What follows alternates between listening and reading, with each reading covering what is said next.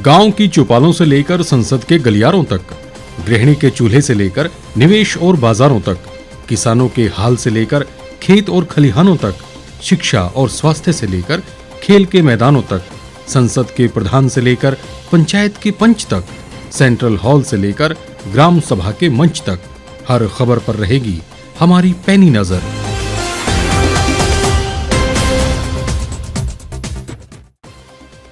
प्रदेश मंत्रिमंडल के निर्णय, रविवार को खुले रहेंगे बाजार, 12 फरवरी तक स्कूल रहेंगे बंद। प्रदेश कांग्रेस अनुशासन कमेटी में फेरबदल, शांडिल हुए बाहर, विप्लव बनी अध्यक्ष। अब स्वीपिंग मशीनों से होगी शिमला शहर की सफाई। प्रदेश सचिवालय में नशा निवारण बोर्ड की बैठक का आयोजन। नमस्कार, स्वागत है आपका द रीव टाइम्स न्यूज चैनल में। मैं हूं अंजना ठाकुर। अब खबरें विस्तार से। हिमाचल प्रदेश मंत्रिमंडल की बैठक मुख्यमंत्री जयराम ठाकुर की अध्यक्षता में आयोजित की गई। बैठक में रात्रि कर्फ्यू में 1 घंटे की राहत और रविवार को बाजार खुले रखने का निर्णय लिया गया। इसी तरह ऑनलाइन पढ़ाई और निजी स्कूलों की मनमानी को रोकने के लिए कमेटियों के गठन समेत कई अहम निर्णय भी इस बैठक में लिए गए। मंत्रिमंडल की बैठक में निर्णय लिया कि 4 जिलों में लगाया गया कर्फ्यू अब रात 10 बजे से सुबह 6 बजे तक रहेगा। इसके अलावा आम जनता और विभिन्न ट्रेड संघों की मांग पर विचार करके राज्य में पहले की तरह रविवार को बाजार खोलने की अनुमति प्रदान करने का निर्णय भी लिया गया। हिमाचल प्रदेश मंत्रिमंडल ने तय किया है कि जो पिछले निर्णय थे उनमें कुछ चीज़ों को छोड़ करके बाकी उसी प्रकार से जो है वो रिस्ट्रिक्शंस रहेंगी। सिर्फ रात का कर्फ्यू में 9 बजे के स्थान पर 10 बजे कर दिया है। 10 बजे रात से सुबह 6 बजे तक as usual night curfew impose रहेगा। नंबर 2, एक रिस्ट्रिक्शन जो है वो संडे को जो मार्केट्स बंद थी वो संडे को खुलेंगी। बाकी as it is number of social gatherings जितना पहले से तय है वही रहेगा, उसमें कोई राहत नहीं दी गई है। हर प्रकार के कार्यक्रम के लिए, चाहे सरकारी हो गैर सरकारी हो, मार्केट संडे को खुले और 10 बजे का टाइम हो। ये आम जनता के मांग पर, विभिन्न व्यापारिक संगठनों की मांग पर जो है वो की गई है।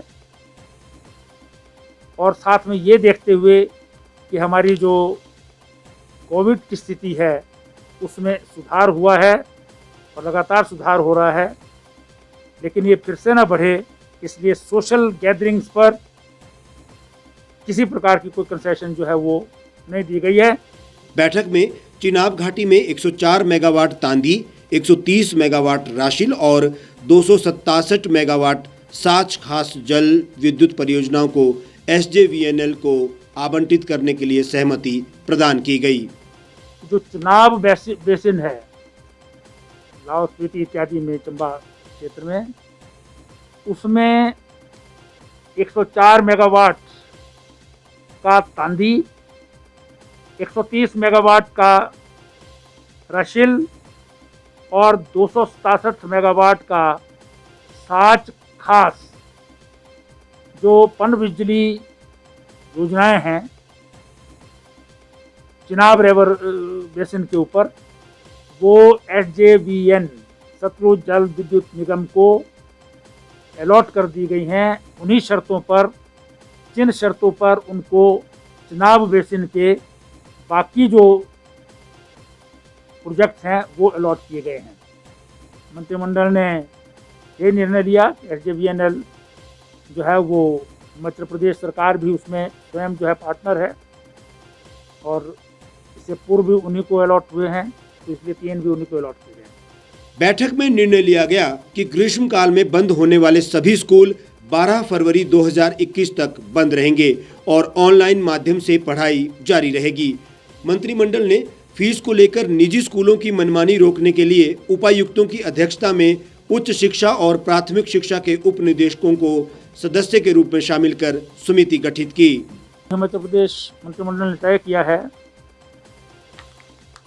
कि जो हिमाचल प्रदेश के ग्रीष्मकालीन छुट्टियों वाले स्कूल हैं, जिनमें अभी तक जो है वो बंद करने का कोई निर्णय नहीं था 31 दिसंबर के बाद का, वो भी तय किया है कि विंटर वेकेशन की जो स्कूल 12 फरवरी तक बंद रहते हैं, उसी के अनुरूप ग्रीष्मकालीन स्कूल भी 12 फरवरी तक बंद रहेंगे, जिसका अर्थ है कि 12 फरवरी तक सभी स्कूल हिमाचल प्रदेश के विंटर वेकेशन के, समर वेकेशन के, वो बंद रहेंगे। जो ऑनलाइन स्टडी है वो कंटिन्यू करती रहेगी, स्कूल बंद रहेंगे 12 फरवरी तक, लेकिन ऑनलाइन स्टडीज़ जो हैं वो चलती रहेगी। एक और विषय पर जो है मंत्रिमंडल ने विचार किया कि जो प्राइवेट स्कूल्स हैं उसमें पेरेंट्स की मांग हो रही है कि स्कूल के लोग जो हैं वो एक्सप्लॉइट कर रहे हैं, एक्सॉर्बिटेंट फीस मांग रहे हैं। उस पर डिटेल्ड डिस्कशन हुई है और सब जिलों के लिए जिलाधीश की अध्यक्षता में कमेटी बनाई गई है, जिसमें जिलाधीश अध्यक्ष होंगे, डिप्टी डायरेक्टर एलिमेंट्री और डिप्टी डायरेक्टर हायर एजुकेशन, ये दोनों उसके सदस्य होंगे और वो प्राइवेट स्कूलों द्वारा किसी प्रकार की एक्सप्लॉयटेशन फीस के मामले में ना हो, इन पर जो है वो विचार भी करेंगे, निर्णय भी करेंगे और इम्प्लीमेंट भी करेंगे। हमारा जो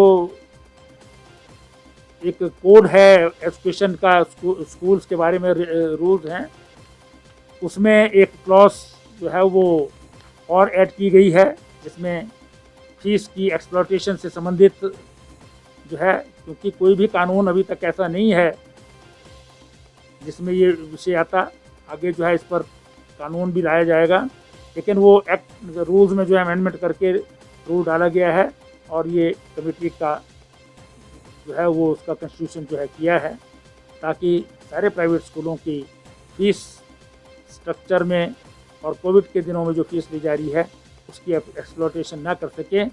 ये 3 सदस्यीय समिति हर जिला में जो है बनाई गई है, वो तुरंत प्रभाव से जो है इसका निर्णय लेगी। मंत्रिमंडल के रविवार को बाजार खुले रखने के निर्णय के बाद आम जनता ने राहत की सांस ली है।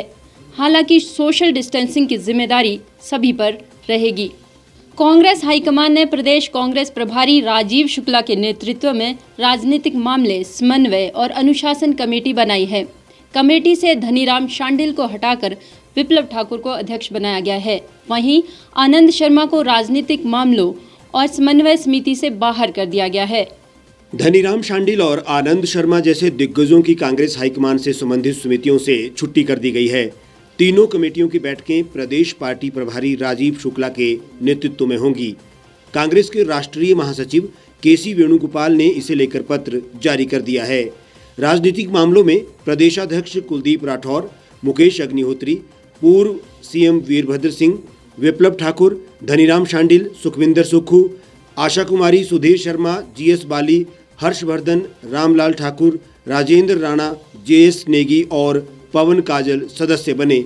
इसके तहत द रीव टाइम्स ने प्रदेश अध्यक्ष कुलदीप राठौर से बात की। देखिए, अभी अनुशासन समिति को जो है पुनर्गठित किया गया है। हमारी कांग्रेस की जो वरिष्ठ नेता हैं, पूर्व में जो प्रदेश कांग्रेस कमेटी की अध्यक्ष रही हैं श्रीमती विप्लव ठाकुर जी, उनको इस कमेटी का चेयरमैन बनाया गया है। उनके साथ केवल सिंह पठानिया जी, मोहन लाल ब्राक्टा जी, विधायक शर्मिला पटियाल जी और चेतराम ठाकुर जी और संजय अवस्थी, ये जो है श्रीमती विप्लव ठाकुर जी के साथ सदस्य के रूप में जो है काम करेंगे।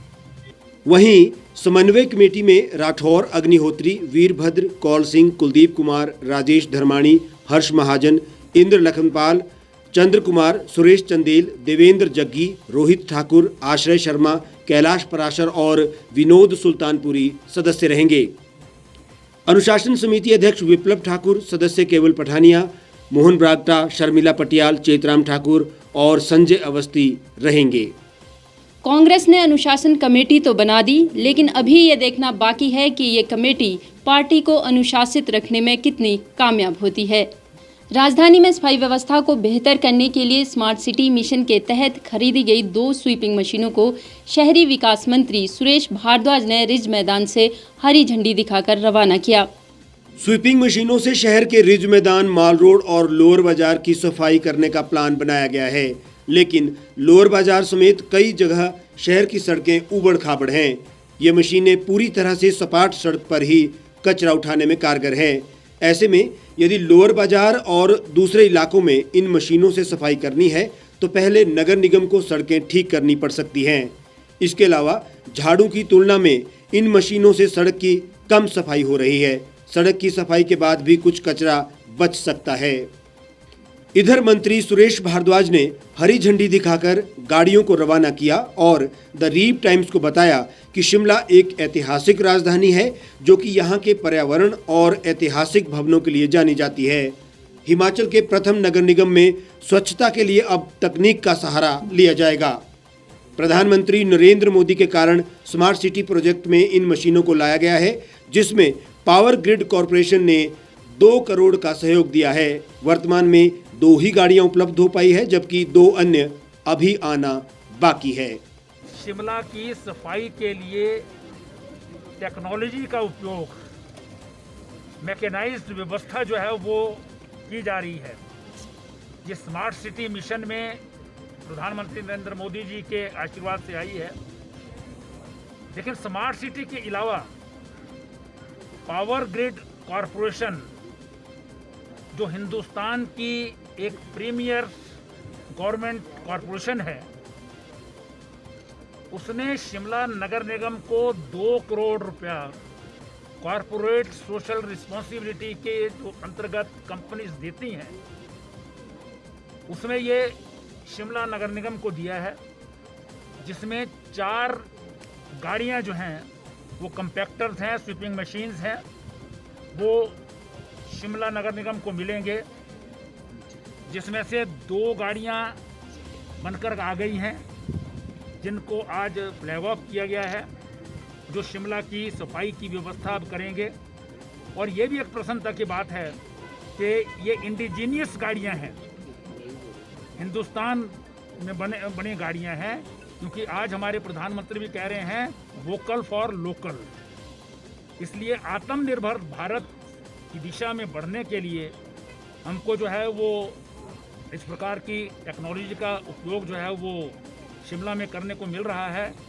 मैं पावर ग्रिड कॉरपोरेशन के चेयरमैन मिस्टर श्रीकांत और उनकी सारी टीम जो हमारे कॉरपोरेट सोशल रिस्पॉन्सिबिलिटी को देखते हैं, आज हमारे मध्य में उनके जो हैं वो रिप्रेजेंटेटिव मिस्टर संजय जी जो हैं वो आए हुए हैं। उनके साथ पूरी टीम जो है वो आज यहाँ पर आई है। मैं इनका हृदय की गहराइयों से जो है वो बहुत बहुत धन्यवाद करता हूँ, नगर निगम की ओर से, नगर निगम की मेयर, सभी पार्षदगण, नगर निगम के आयुक्त और उनके सभी टीम के सदस्यों की ओर से। और इसमें जो है एक बहुत बड़ा योगदान ये कॉर्पोरेट सोशल रिस्पॉन्सिबिलिटी में शिमला नगर निगम को ये मिले। हमारे हैंडीक्राफ्ट बोर्ड के चेयरमैन श्री संजीव कटवाल जी का बहुत बड़ा योगदान रहा है इसमें, और मेहता जी का बहुत बड़ा योगदान रहा है। मैं इनका भी हिमाचल प्रदेश सरकार की ओर से और शिमला नगर निगम की ओर से बहुत बहुत धन्यवाद करता हूँ।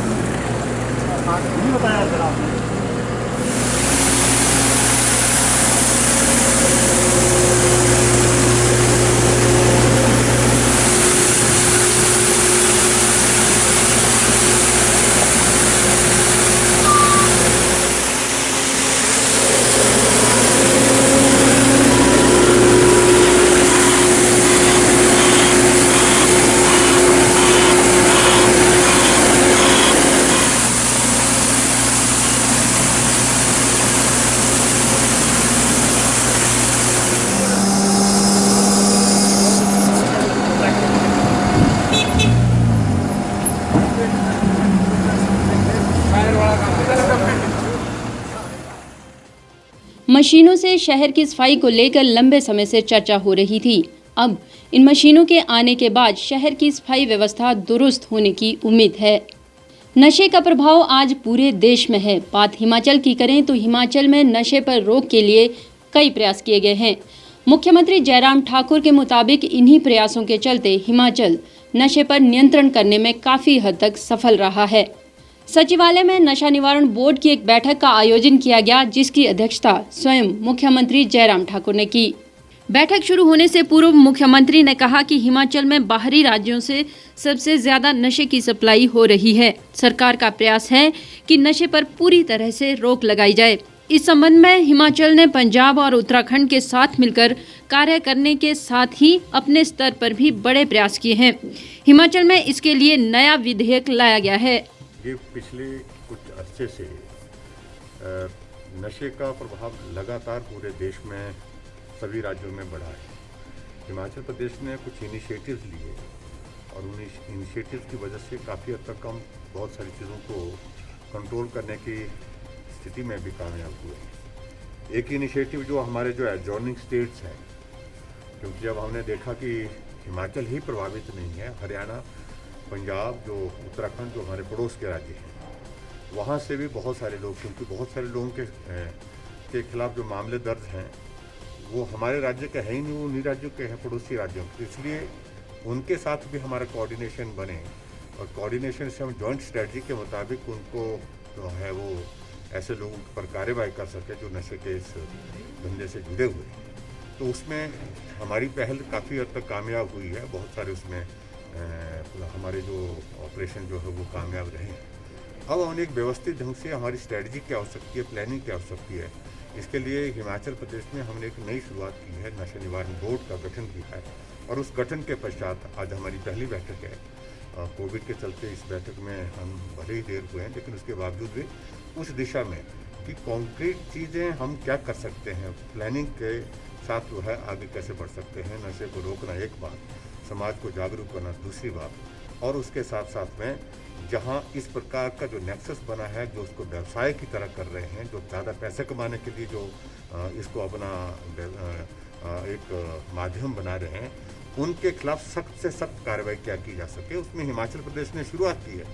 हमने हिमाचल प्रदेश में एक एक्ट में प्रोविज़न करके, बिल ला करके, पहले क्या होता था कि कमर्शियल क्वांटिटी जो पर्टिकुलर होती थी उसके लिए जो है वो उसके लिए तो ज़मानत नहीं होती थी, सज़ा होती थी, अंदर हो जाते थे।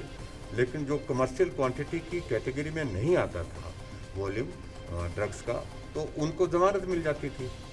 तो हमने कहा कि क्वांटिटी थोड़ी मिले तो ज़्यादा मिले, लेकिन ज़मानत नहीं होनी चाहिए। वो भी एक बहुत बड़ा महत्वपूर्ण स्टेप हमने लिया है। तो ऐसे बहुत इस तरह के हमने हिमाचल प्रदेश में शुरुआत की है, लेकिन फिर भी कुछ जगह अभी भी हम देख रहे हैं कि कुछ एक मामले हमारे ध्यान में आ रहे हैं, तो उनको सख्ती से कैसे निपटा जाए, कैसे रोका जाए, उसके लिए हम प्रयत्न। नशा निवारण बोर्ड की बैठक में नशे पर रोक के लिए कई मुद्दों और योजनाओं पर चर्चा हो चुकी है। अब बारी इन योजनाओं को सिरे चढ़ाने के लिए सरकार की ओर से सख्त कदम उठाने की है। इस बुलेटिन में फिलहाल इतना ही। बाकी तमाम खबरों के लिए आप जुड़े रहिए और देखते रहिए द रीव टाइम्स।